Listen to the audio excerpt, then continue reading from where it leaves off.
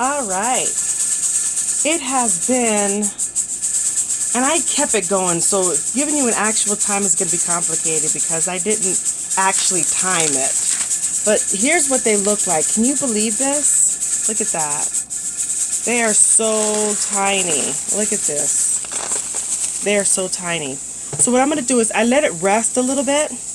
After you get done dehydrating, make sure you let it sit so it can cool down, because if you let it cool down in a bag, it can create moisture, so don't do that. So anyway, it's done.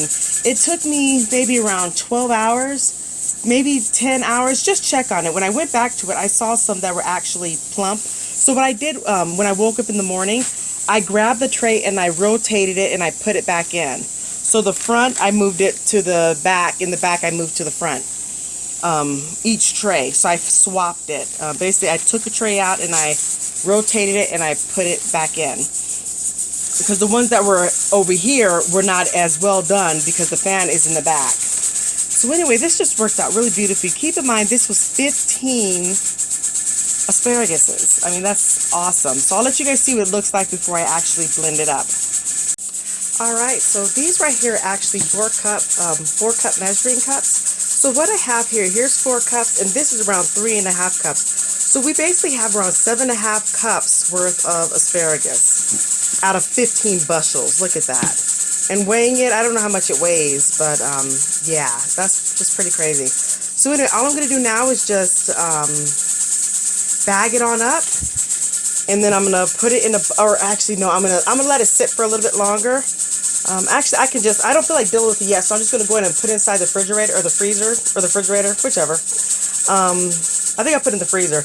And what I'm going to go ahead and do is put it in the freezer, and then whenever I blend it up, I'll bring you guys along. So anyway, this is what it looks like. This was 15 asparagus, and it fits basically in, it ends up being around 7.5 cups, and it's super, super light. All right, there we go. So what's cool before I go, because I don't know when I'm going to blend it up, so this may end up being the end of the video, but I wanted you guys to know it's pretty awesome because there were 15 of them. There's no way I could be able to keep that in the refrigerator. The freezer, I have that packed, so I couldn't fit that. I could, but I didn't want to. I want to be able to put other stuff in it.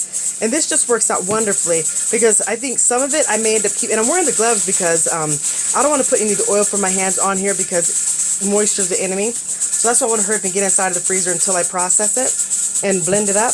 But the cool thing is I may end up keeping some of it so I can put inside of food, but I think I'm going to end up just blending it up so I can just add it into food.